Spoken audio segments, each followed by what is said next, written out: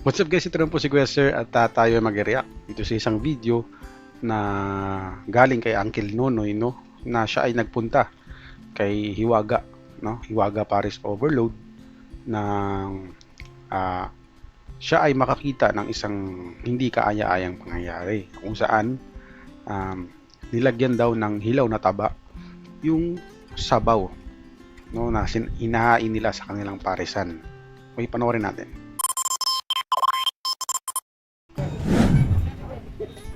Pinorward ko na pala guys ha. Kasi gutom na ako.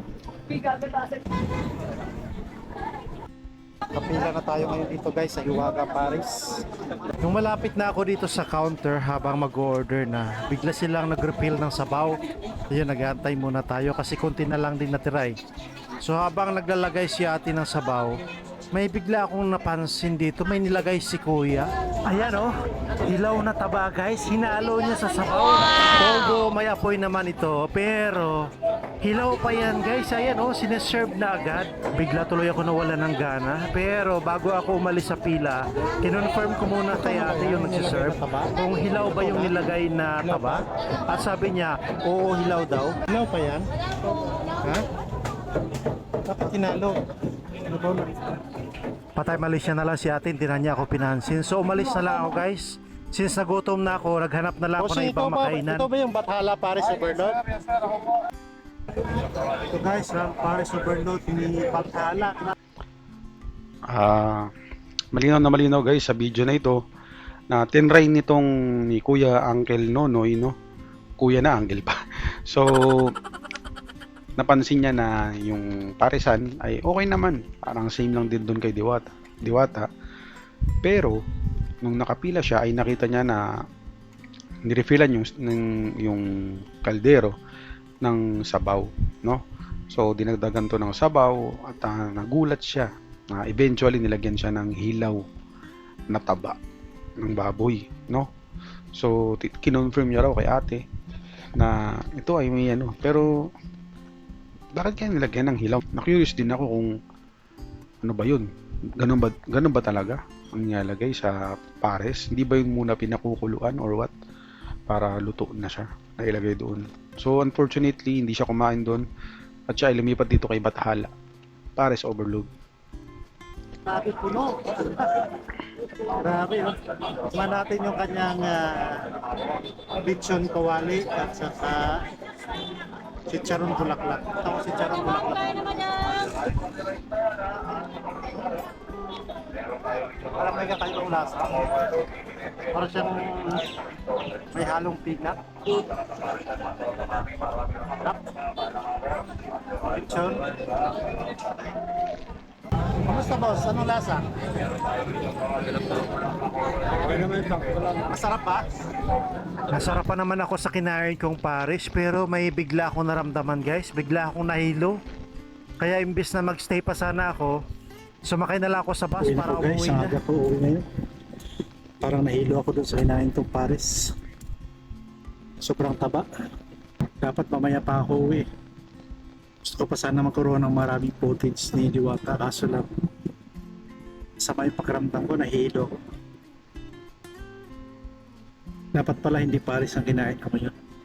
Hindi naman kasalanan ng parisan bakit ako nahilo. Hindi lang kasi talaga ako sanay kumain ng taba kasi ngayon lang din kasi ako nakakain ng baboy kaya nahilo ako sa taba. At doon naman sa hilaw na taba na hinalo sa sabaw, sorry ha, naisama ko sa vlog ko. For awareness lang, sana wag nyo ulitin yon. Hindi maganda yon. Hilaw pa yun eh, tapos isi-serve ninyo agad. Sana lutuin muna bago ihalo sa sabaw.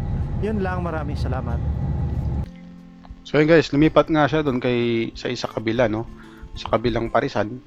At ang nangyari ay nahilo siya. So siguro dahil sa sobrang taba, na high blood siya or what, 'di ba? So sa mga kumakain diyan ng pares, ng mga mahihilig diyan sa taba, iwas-iwasan nyo. Bawas-bawasan nyo yung pagkain niyan kasi talagang tatamaan ka niya kasi mantakin mo, meron niyang taba, may crispy pata, minsan may lechon pa, minsan may chicharong bulaklak pa. Lahat yan putok-batok guys. So discretion mo na yan kung kakain ka talaga yan kasi ano yan eh, health hazard, no? So, kung kakain ka siguro niyan guys, huwag mong araw-arawin. Kung siguro, kahit once a month, no? Or titikim ka lang. Or kung kakain ka talaga, gusto mo talagang kumain ng ganyan, huwag mong kainin yung mismong taba. Kasi kadalasan ng mga ganyan na taba ay na pares, may lumulutang yan na taba. Huwag mong kainin yun guys, kasi talagang, ano yun, nilalagay talaga yun para magmantika yung mismong pares. Baga para, ano siya, maging mas savory. Kasi, yung taba mismo, naglalabas yan ng ibang flavor, no? So, ginagamit lang yun for flavoring, no? Hindi siya advisable na intake, no? Hindi ako doktor pero yun yung dapat nyong gawin. Kasi based sa mga napapanood ko, unhealthy talaga yung pares. So, isa pa dyan yung nasa labas siya ng kalsada, syempre nalagyan na ng likabok, ng mga dumi, or yung ibang tao dyan, umuubo, di ba? Hindi natin masabi. Pero syempre, kung hindi ka naman masailan, G lang, no? Tapos mura at ano pa siya, at masarap, diba? So, yun lang guys.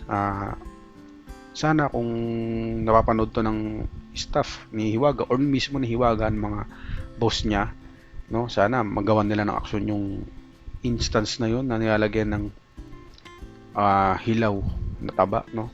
Or ganun talaga yung process nila, hindi natin masabi. So, abangan natin yung mga susunod na magiging vlog ng ibang tao dyan sa incidenting yan. So, thank you sa pagsama. Paki-visit po ang aking YouTube channel, no? Yan po. Kung di ka pa rin po nakapalo, follow nyo po ako. And then, pasubscribe na rin po dito. Thank you. Maraming salamat. God bless.